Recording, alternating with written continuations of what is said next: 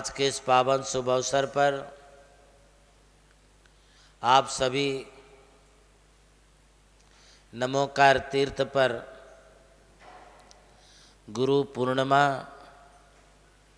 एवं चातुर्मास कलश स्थापना समारोह में सम्मिलित होने के लिए पधारे हैं।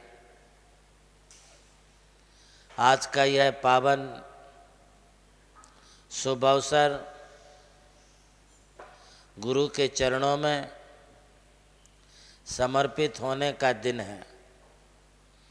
आज की इस ब्रह्म बेला ब्रह्म मुहूर्त में आप अपने आप के लिए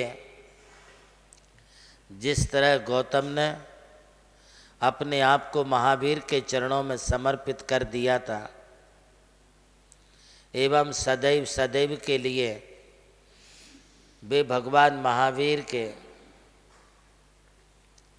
परम शिष्यों में से प्रथम गणधर के रूप में पहचाने जाने लगे थे। गुरुर्मूलो ध्यानम, गुरु के उपासना पूर्वक ही अपना ध्यान एवं अपनी साधना अपने लिए सिद्धियों को प्रदान करती हैं। ध्यान के बिना सिद्धि नहीं होती, किंतु ध्यान गुरु के बिना भी नहीं होता। इसलिए जीवन में अपने लिए गुरु की आवश्यकता होती है। गुरु अपने लिए मार्ग दिखाते हैं। गुरु अपने लिए अध्यात्म की ओर बढ़ाने का कार्य करते हैं। गुरु सम्यक दर्शन प्राप्त करने की भूमिका में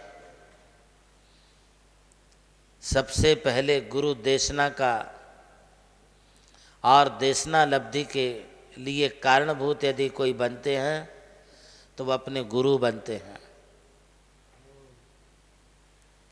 गुरु के बिना सम्यक दर्शन भी नहीं होता और गुरु के बिना ज्ञान भी नहीं होता। गौतम स्वामी ने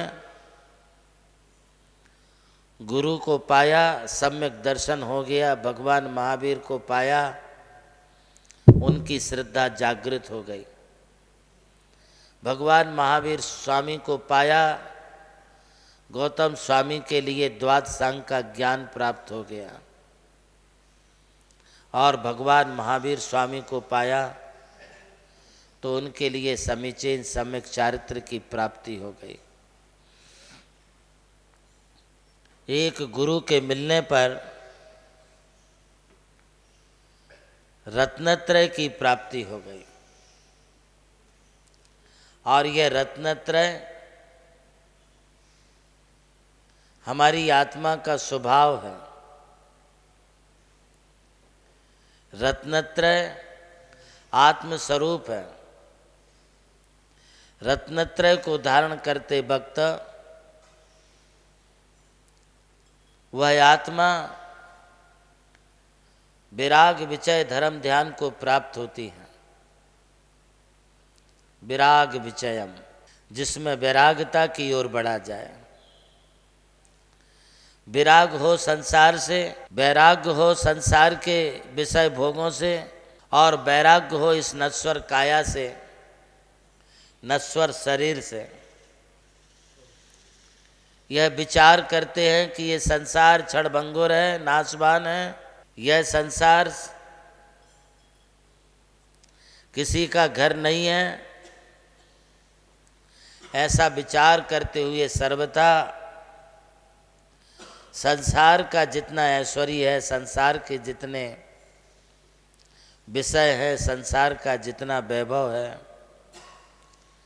जो भी धन और संपत्ति है, स्त्री पुत्र हैं, माता पिता हैं, इन सब का नाम ही संसार है। संसार का मतलब जहाँ तुम रहते हो, जिस परिवार में रहते हो, जिस प्रपंच में रहते हो, वही तुम्हारा संसार है। इस प्रपंच के जंजाल से छूटने के लिए बार बार विचार करते रहना, यह विराग विचय धर्म ध्यान का प्रथम चरण है।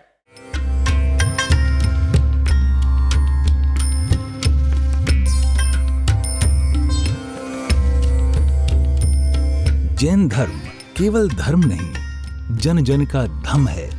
यही है इस धर्म की संस्कृति। सन 2010 चातुर्मास के दौरान मांगी तुंगी और गजपंथा की तीर्थ यात्रा के बाद एक रात्रि गजपंथा की पहाड़ियों पर विश्राम करते समय आचार्य श्री देवनंदी जी महाराज को एक दिव्य स्वप्न प्राप्त हुआ। स्वप्न में उन्होंने देखा कि एक ऐसा तीर्थ जिसकी कोई कल्पना भी नहीं कर सका था, एक ऐसा स्थान जहां पंच परमेष्ठियों की भव्य मूर्तियां हों, एक ऐसा समव शरण जो समर्पित हो जैन धर्म की शाश्वत परंपरा को। उस दिव्य संकेत को जीवन में उतारने के लिए आचार्य श्री कुंथलगिरी की ओर विहार पर निकल पड़े।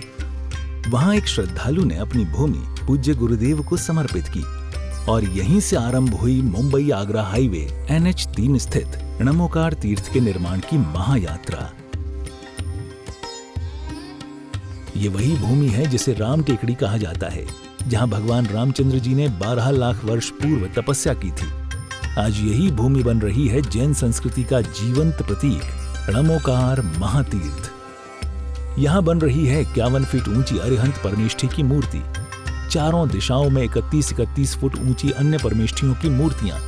कुल मिलाकर एक अद्वितीय समवशरण की रचना है जिसका वर्णन Guinness book of world record में दर्ज हो चुका है।